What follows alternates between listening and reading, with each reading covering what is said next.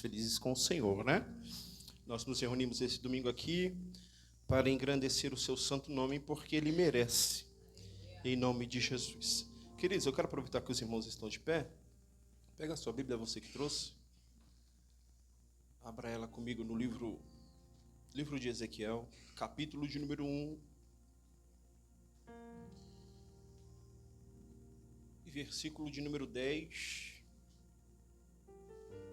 Eu vou ler só um versículo. Ezequiel, capítulo 1. E versículo de número 10. Todos acharam? Está escrito assim: e a semelhança do seu rosto era como o rosto de homem, e a mão direita todos os quatro tinham o rosto de leão, e a mão esquerda todos os quatro tinham o rosto de boi, e também o rosto de águia. Todos os amém. Podem se assentar, glorificando o nome do Senhor Jesus. Glória a Deus. Irmão, eu estou cheio de esboço aqui, ó. 1, 2. Tem tempo, pastora, deu tempo. Glória a Deus. Quem veio aqui receber algo do Senhor? Amém. Agora você vai falar assim, mas para receber é preciso entregar primeiro. Eu falei para ele. Para receber é preciso se entregar alguma coisa primeiro. Agora pergunta para ele assim, você já entregou alguma coisa para Deus hoje? E aí, qual que foi a resposta dele? Entregou não? Eu acredito que na última mensagem eu ministrei sobre entregar algo para Deus e não pedir ao Senhor. E o Senhor tem ministrado muito isso no meu coração, em não simplesmente se dar o luxo de só pedir para Deus, mas se preocupar em entregar algo ao Senhor, entregar algo a Ele. Porque de uma forma racional e espiritual, se nós formos parar para pensar, Deus não tem mais nada para fazer por nós. Jesus não tem mais nada o que fazer. O que Jesus precisa fazer mais por nós? Tudo que Jesus podia ter feito por mim, Samuel, e por você, Ele já fez. Que foi entregar o seu filho na cruz do Calvário. Este foi o maior favor, o maior benefício, a maior entrega, o maior acontecimento na história deste mundo foi a entrega de Jesus. Então, quando eu paro para pensar na cruz de Jesus, eu fico constrangido em orar a Deus, pedir algo e falar, Deus, eu preciso de... Eu fico constrangido, porque Deus me faz lembrar da cruz. E aí quando eu lembro disso, eu percebo que tudo o que eu preciso, Jesus fez naquela cruz. E se os dias do meu calendário se resumissem no dia de hoje, e não se cumprisse nenhuma promessa, nenhuma honraria, nenhuma exaltação para mim, eu já estaria muito satisfeito, porque eu não preciso de mais nada. Tudo o que o Senhor fez por mim na cruz é tudo que eu tenho a agradecer, e só isso, nada mais. Amém? Olhe para você mesmo dentro do seu coração e permita-se dizer isso. Tudo que Jesus fez por mim foi feito na cruz do Calvário. O resto é benefício. O resto é benefício. Estar aqui neste domingo é um benefício de Deus. É um amor de Deus com a sua vida. Porque tudo que Ele podia fazer por você e pela sua casa, Ele fez na cruz do Calvário. Amém? Não é essa a mensagem, mas eu senti no coração de dizer isso a vocês. Este é o meu pensamento ultimamente. Deus tem falado muito no meu coração a respeito disso. Amém? Queridos, vamos lá, eu vou tentar ser breve daquilo que o Senhor colocou no meu coração. E eu quero que, meu desejo é que vocês entendam, compreendam. É importante, sempre quando eu vou receber a oportunidade de ministrar, eu falo assim, Senhor, primeiro ministra ao meu coração, fala comigo. Eu me reservo em um tempo para meditar na palavra, pedir para que Deus fale, para aí sim, transmitir algo a vocês. Tudo que eu falar aqui não é minhas palavras, eu creio que é a palavra do Espírito Santo. E antes de tocar em vocês, Deus tocou em mim, falou comigo. Porque eu não tenho nada para dar, irmão. Eu só sou um mensageiro aqui. Só uma pessoa que vai trazer palavras que é espiritual para vocês. E quem vai trabalhar no coração de cada um é o Espírito Santo de Deus. Amém? Glória a Deus por isso. Então coloque a mão no seu coração e fale: Espírito de Deus, fala comigo esta noite. Em nome de Jesus. Amém? Você pode selar isso com um amém? Glória a Deus, glória a Deus.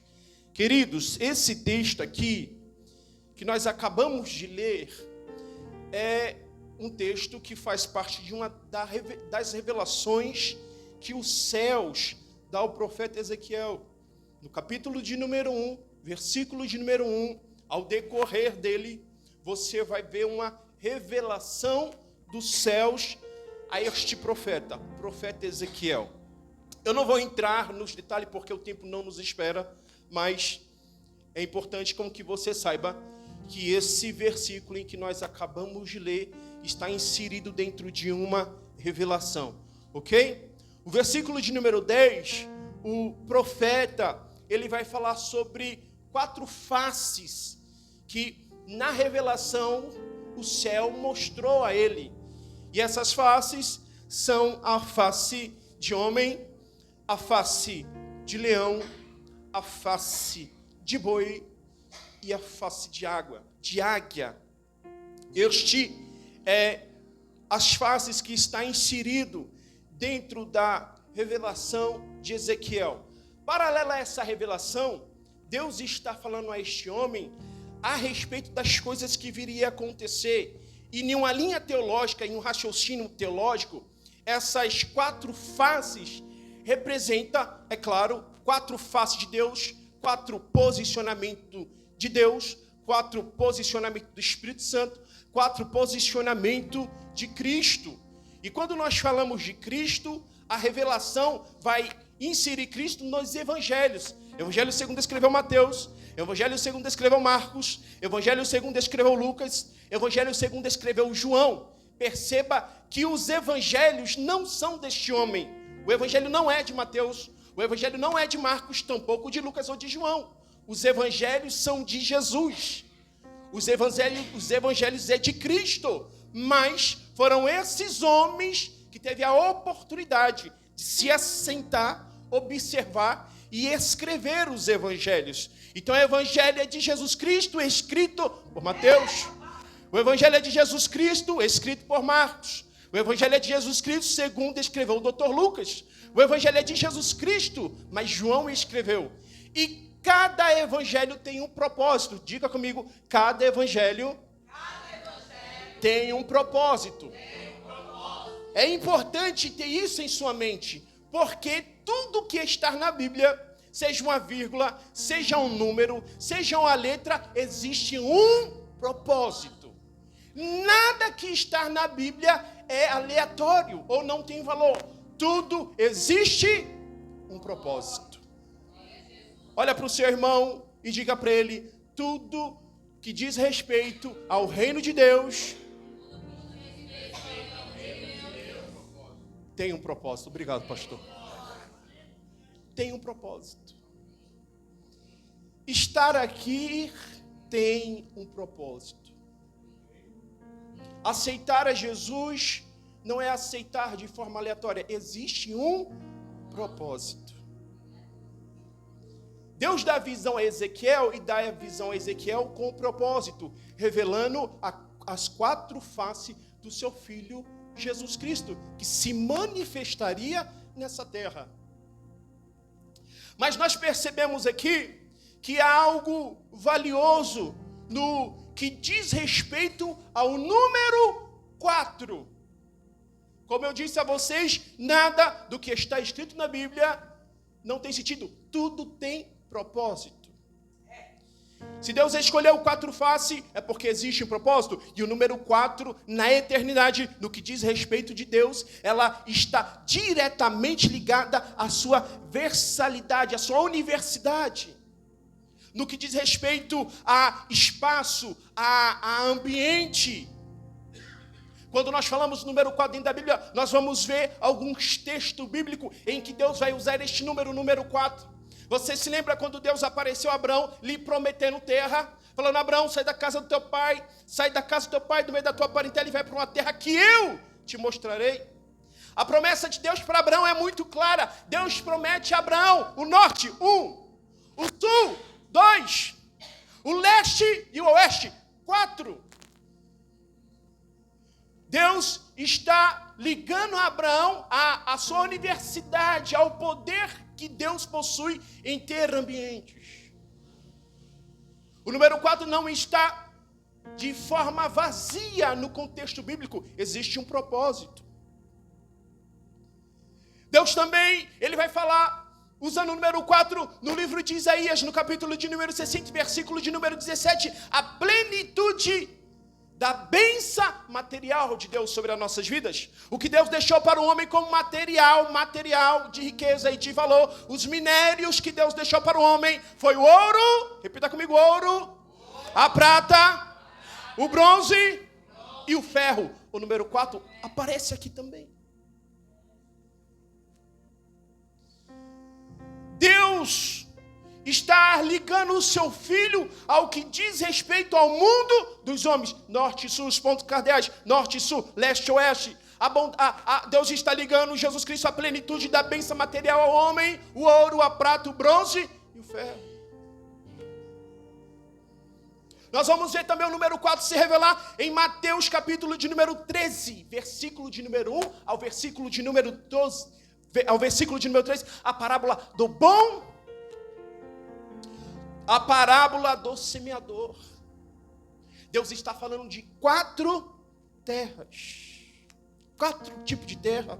A primeira semente caiu à beira do caminho.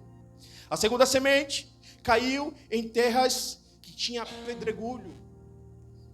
A terceira semente, ela caiu em uma terra que tinha espinhos. A quarta semente, e a que floresceu, ela caiu em uma terra fértil. Esboço ajuda, viu, irmão? Jesus está ligando o mundo dos homens ao que diz respeito ao seu poder de ter o controle, no que diz respeito às coisas universais do mundo dos homens. Agora, quando nós paramos para olhar o número 4, nós vamos ver que Jesus, do seu plano eterno, Deus, do seu plano eterno, fez a questão de deixar 4 evangelhos. Mateus, Marcos, Lucas e João. Quando você lê esses evangelhos, você percebe que existem muitas histórias parecidas, porém, de visões diferentes. Porque quem escreve um é Mateus, quem escreve o outro é Marcos. Eles estão vendo a mesma situação, mas cada um vai relatar da forma que eles entendem, ou que o Espírito Santo lhe dá. É por isso que quando você lê uma história no Evangelho de Mateus e você sente falta de detalhes, é só você ir para o Evangelho segundo escreveu Marcos, porque Marcos talvez tenha uma visão diferente. Então os 2 textos de 2 livros diferentes se completam. Mas Deus tinha um propósito em escrever isso aqui. São quase as mesmas histórias parecidas, mas cada livro vai ser escrito a um povo. E vamos falar aqui de cada um, e eu vou tentar ser o mais objetivo possível para a gente chegar em João e terminar, porque o tempo é muito escasso. Vamos começar por Mateus. Mateus é a face de Cristo. É a face de Cristo no que diz como leão. Mateus é a face de Cristo como leão. Diga comigo, como leão. Mateus vai mostrar Jesus como rei. Diga comigo, como rei. Então, se você quer fazer uma autoleitura de Jesus como Rei dos Reis, Senhor dos Senhores, que livro você vai ler? Mateus. Porque as histórias que estão no Evangelho de Jesus Cristo, segundo escreveu Mateus, vai estar na visão de alguém que é rei. Rei dos reis, Senhor dos senhores, Altíssimo e poderoso Jesus de Nazaré. Você pode glorificar a Deus por isso? Mateus vai mostrar Jesus como rei. E por que como rei, Samuel? O evangelho de Mateus é escrito para os judeus, por mais que eles não creiam no Novo Testamento. Quando você pega capítulo 1 de Mateus, você vai ver a genealogia de Deus, de Jesus. E para quem não sabe o que é genealogia, é quando ele pega, sabe quando você ia para a escola e ele mandava fazer a sua árvore genealógica, sabe? Vem do vô, do tataravô, do vô, do pai até chegar a você. É isso aí. Se você pegar Mateus capítulo 1, você vai ver a genealogia de Jesus. Só que essa genealogia, diferente da de Crônicas capítulo 1, ela está ao contrário. Porque ela não começa de Davi até chegar a Jesus. Ela vai ao inverso, ela vai de Jesus até Davi. Por que isso? Lembra que na Bíblia tudo tem um propósito? Porque os judeus, eles esperavam no Messias que viria com poder e com glória. Diga comigo, com poder e com glória. Eles esperavam um Messias assim. No contexto cultural daquele povo, nesta época, eles viviam debaixo de opressão. De quem? De um império chamado Roma. Roma era o país que dominava. É igual nos dias de hoje. O país que domina, que tem o maior PIB é os Estados Unidos, não é verdade? A maioria das coisas, principalmente no que diz respeito a finanças, tudo que lá decidia afeta aqui, não afeta? Na época desse povo era a mesma coisa, só que quem imperava era Roma. Só que Roma ele não imperava somente no que diz respeito a finanças, somente no que diz respeito à lei, à regra, não. Eles tinham o governo do povo, poder governamental e poder religioso. O povo estava vivendo uma opressão. O povo de Deus, os judeus, viviam uma opressão de Roma. Mas eles criam no Velho Testamento, na Torá, na lei de Moisés. Eles acreditavam. E o sonho de todo judeu, baseado na Torá, eles criam que viria o Messias em poder e em glória, como face de leão, para libertá-los da opressão romana. Só que, quando Jesus aparece, Jesus não aparece como leão. É por isso que eles não creem em Jesus. O Cristo que você crê, os judeus não creem. A Bíblia do judeu não tem Novo Testamento. Eles creem somente no Velho Testamento. Até hoje, o judeu, judeu raiz, ele espera o Messias. Porque eles não creem no Jesus que nós cremos. Eles estão esperando o Messias que irá aparecer do céu e irá libertá-los do jugo romano. Mas no Evangelho, Jesus, ele aparece e revela a Mateus o Evangelho para mostrar para os judeus que ele vem como rei, que ele é, diga comigo, que ele é rei.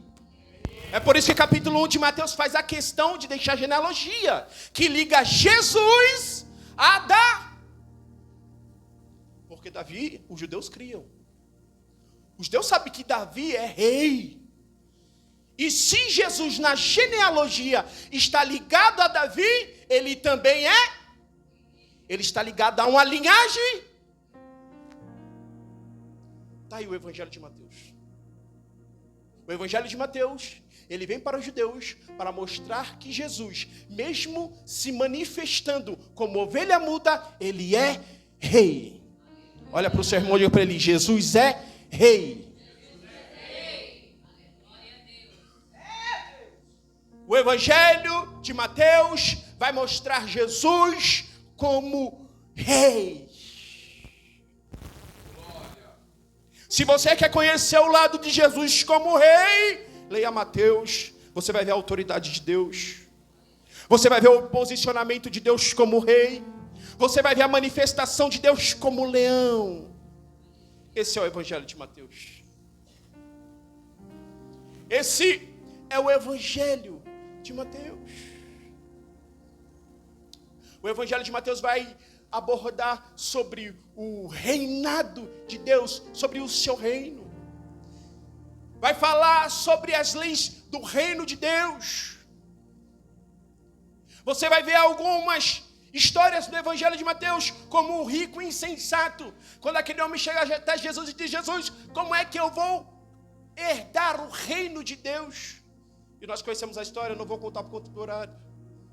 Mas quando Jesus mandou ele largar tudo e seguir, ele entristeceu o seu coração. Deus estava ministrando às nossas vidas as regras do seu reino. Em Mateus você vai ver a parábola das 10 virgens, as que eram as prudentes e as que não eram. Jesus está falando sobre o preparo e sobre o rei que virá. Olha Mateus abordando Jesus como rei. Ele virá como rei, como noivo buscar a sua igreja. Está falando sobre a regra do reino, em estar sempre preparado, aguardando o rei que brevemente virá. Em Mateus você vai encontrar a parábola dos 10 talentos, daquele a qual Deus confiou um pedacinho da sua obra para executar no mundo dos homens, e que quando ele vir, será cobrado. São as regras do reino. Quer entender Jesus como rei sobre o seu reino? Leia Mateus. E você vai encontrar muita coisa lá. Mas seguindo, nós vamos chegar ao Evangelho de Marcos. E o Evangelho de Marcos, diferentemente do Evangelho de Mateus, nós vamos ter a face de Cristo como boi. Diga comigo, boi. Parece até clichê a gente falar isso, porque parece que pra gente o boi não tem valor. Na cultura, porque não basta a gente pegar a Bíblia e inserir no nosso contexto, a gente precisa entender a cultura. Igual a vaca aqui não tem valor nenhum. Na Índia, a vaca é tratada como rainha. Contexto cultural. E a face de boi de Jesus é a face de servo. Marcos vai nos mostrar Jesus como, diga comigo, servo. Olha para o seu irmão e fala assim: Jesus veio primeiro servir. Isso aqui é forte demais. Ele veio servir. Ele veio servir. E esse texto aqui, ele está diretamente sendo escrito aos romanos, ao povo romano, porque o povo romano tinha um ego gigantesco, de autoridade, de poder.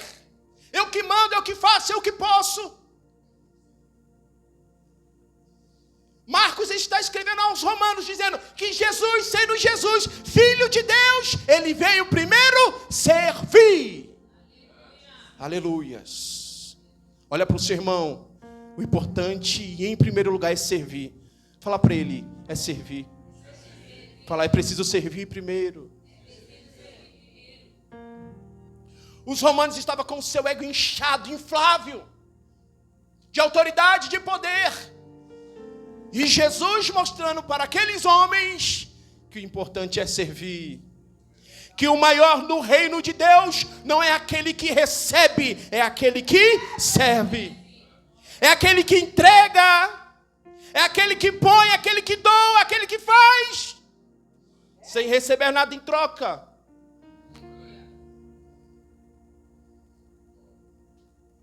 Quer ser o maior no reino de Deus? Primeiro sirva. Quer chamar a atenção de Deus? Sirva primeiro. Entregue primeiro. Se lance primeiro. É isso que o Evangelho de Marcos nos ensina. A lei do servir. A lei do se entregar. A lei do falar: Jesus, eu não vim lhe pedir nada, eu vim servir. Quem veio servir alguma coisa aqui para o Senhor? Quem veio entregar algo aqui ao Senhor? Fala para o seu irmão, é servir, não é receber.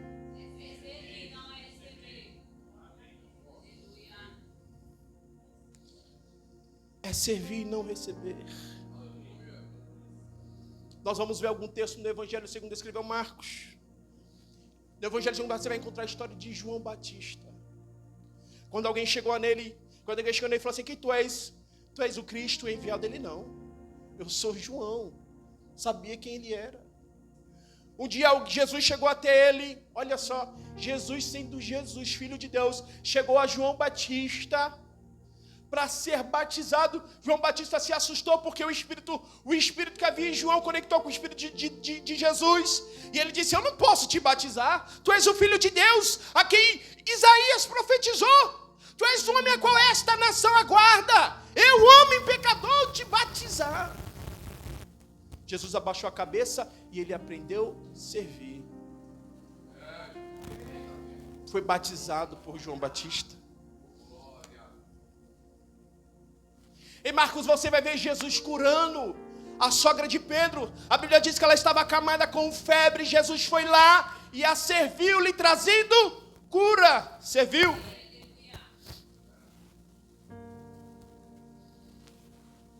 Você vai ver Jesus curando um cego de Betsaida, quando alguém trouxe aquele homem a Jesus e disse: o que isso vê? Eu não vejo nada. Jesus orou sobre aquele homem e diz: o que tu vê? Ele falou assim: eu vejo o homem como as árvores. Jesus tirou aquele homem da aldeia, porque a aldeia estava representando algo de empecilho. Orou pelo aquele homem lá fora e aquele homem voltou a enxergar e Deus disse: ele não volte mais para lá.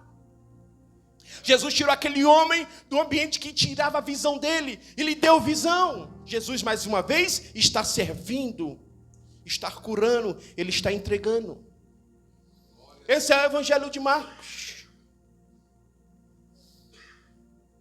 O Evangelho de Marcos vai mostrar a prisão de Jesus. Vai mostrar Jesus estando no Getsemane, chegando na hora que o traidor vai se manifestar. E a Bíblia diz que quando ele chega, beija Jesus, é aquela história que nós conhecemos, e Jesus se entrega. Porque ele sabia que naquele momento ele iria entregar. Ele ia entregar a sua oferta que salvaria um homem. Jesus mais uma vez está servindo. Se você quer enxergar Jesus como um servo e aprender a servir, leia Marcos. Você vai aprender que nem todos os cultos, ou que a maioria dos cultos, você não vem para receber, você vem para entregar. Quando você ler Marcos, você vai aprender o que é ter alguma atividade dentro da igreja, e vai fazer com muito amor e com alegria, porque você vai entender que Jesus um dia também serviu. Que vir ajudar na igreja, que fazer alguma coisa na igreja, é uma honraria que Jesus também fez. Você serve, olha para o seu irmão e diga para ele: Deus te chamou para servir. Deus te chamou para entregar. Deus te chamou para servir. É servir.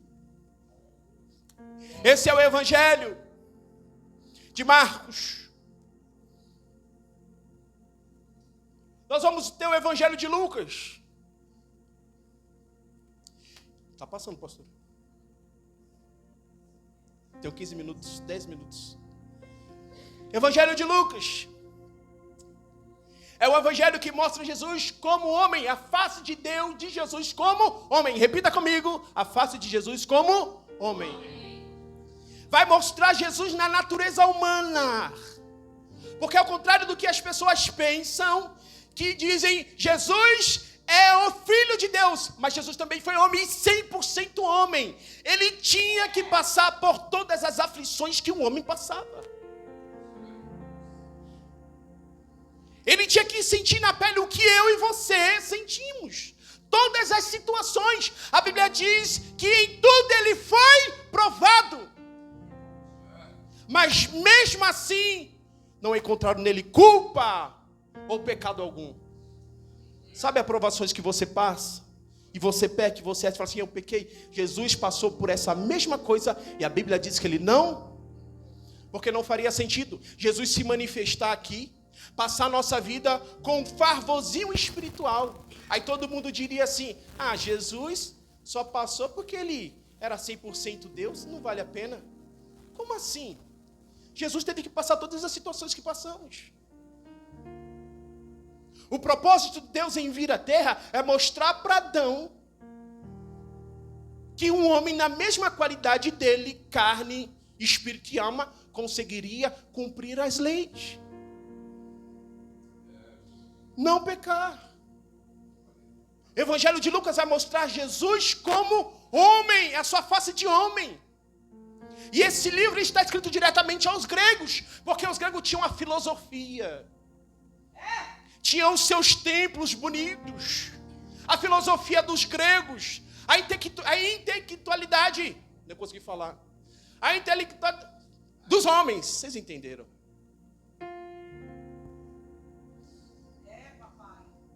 Aí, Lucas vem mostrar o lado humano, porque não adianta você ser todo intelectual, ser bonito, as suas frases ser bonita, e quando você encontrar uma pessoa que está em dificuldade, você pode ajudar, você vira o rosto.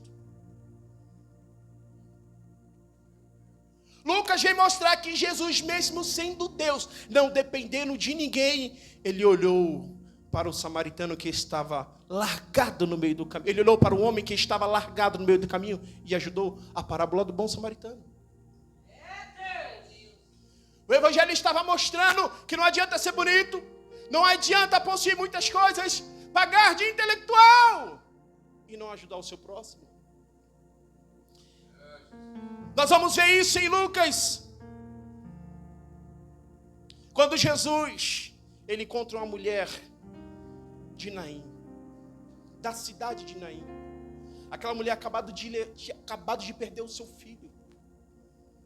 Jesus havia entrado, Jesus estava saindo da cidade de Naim. A Bíblia diz que existiam os seus discípulos e multidão com ele.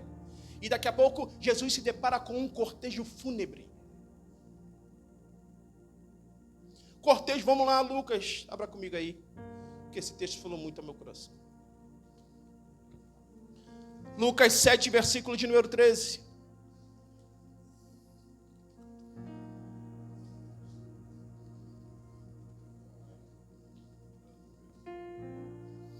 Diz assim: e vendo-a, o Senhor moveu-se de íntima compaixão por ela e disse-lhes: não chores. Olha, esse texto aqui, ele fala muito no meu coração. Jesus olhou a situação daquela mulher que havia acabado de perder o seu filho. E ele se colocou naquela situação. E a Bíblia diz, ele se compadeceu de íntima. Foi íntimo, o lado humano de Jesus se mostrando a compaixão com o seu próximo. Ele diz, mulher, não chores. Você quer ver Jesus como homem, na mesma situação que a sua? Leia Lucas. Você vai perceber que todas as situações que você passa na vida, Jesus passou, mas ele venceu. E se Jesus venceu, você também pode vencer. Se Jesus alcançou, você também pode alcançar. Esqueça o lado bonito que as coisas vendem para vocês. Esqueça as coisas bonitas que a internet vende para vocês. Esqueça as ministrações bonitas de prosperidade, de riqueza que a internet vende a vocês. Para de se alimentar disso. Não deixe com que o ego e que o egoísmo entre no seu coração. Em Lucas, Jesus nos mostrou o que é ser homem. E o que é ser homem é se compadecer com o nosso próximo. Ele se compadeceu com aquela mulher. Parou o cortejo fúnebre. Colocou a mão sobre aquele menino. E aquele menino voltou à vida. Aí nós chegamos no Evangelho segundo escreveu João. E esse Evangelho é um Evangelho diferente. Porque não é um Evangelho que é escrito a alguma denominação, alguém. Ele é um Evangelho que mostra Deus na sua totalidade. Mostra Deus na sua personalidade. O capítulo 1 de João diz, e ele era o Verbo. E o Verbo estava Vamos lá, João capítulo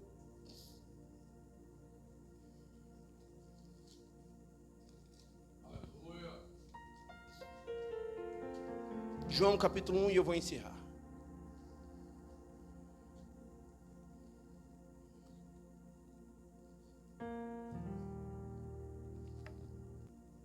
No princípio era o verbo, e o verbo estava com, e o verbo era, está falando de Jesus, que no princípio não está falando do princípio do mundo dos homens, Gênesis capítulo 1, não, está falando do início de todas as coisas. Jesus já estava com Deus, no princípio, Jesus já estava com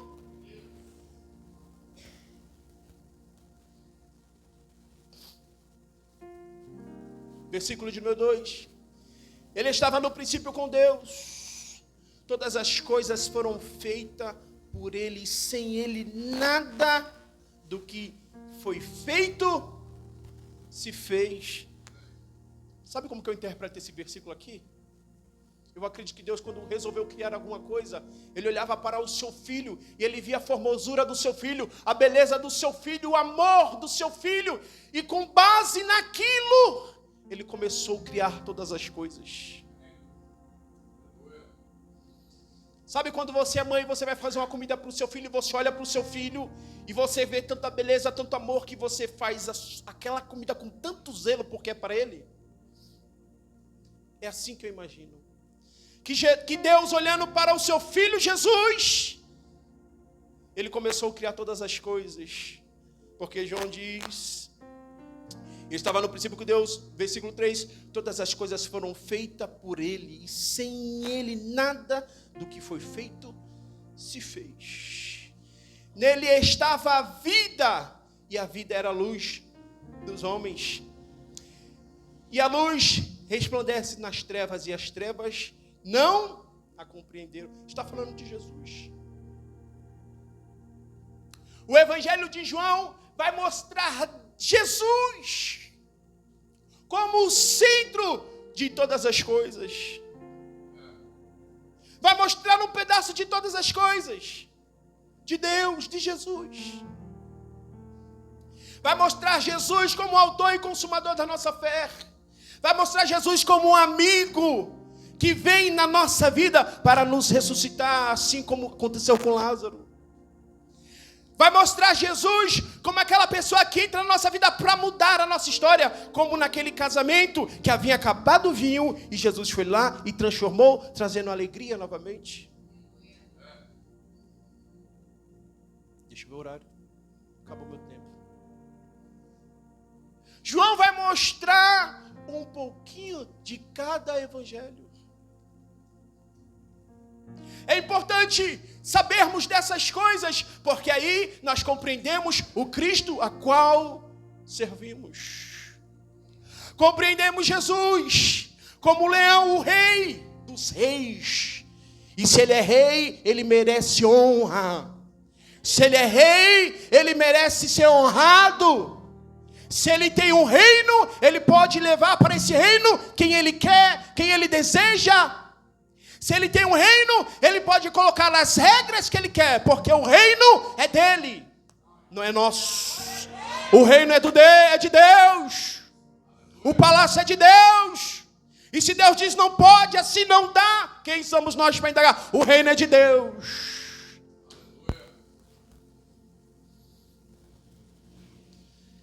Jesus, ele mostrou-se como servo para nos ensinar que primeiro devemos servir e não ter a ganância de receber.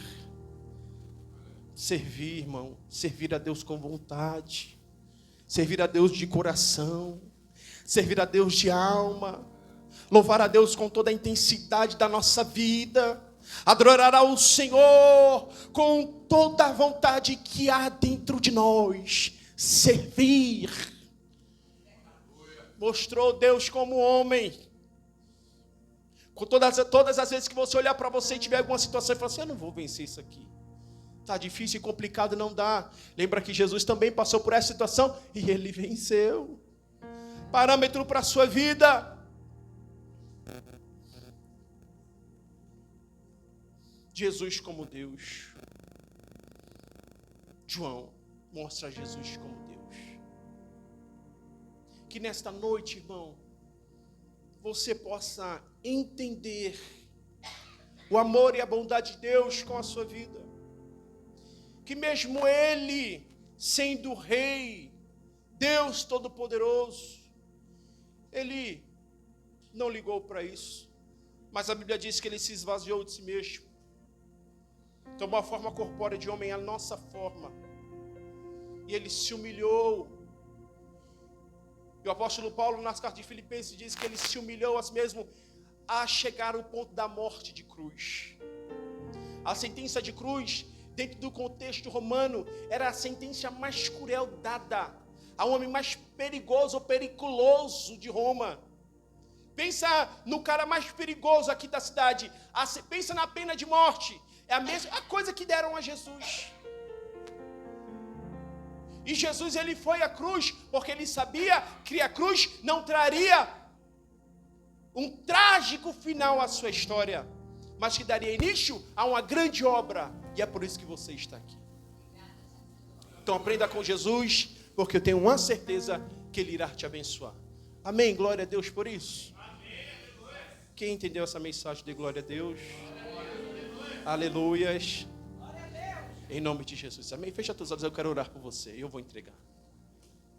Senhor Deus e Pai, em nome de Jesus, nós estamos aqui mais uma vez na Tua presença e com muito amor, Senhor.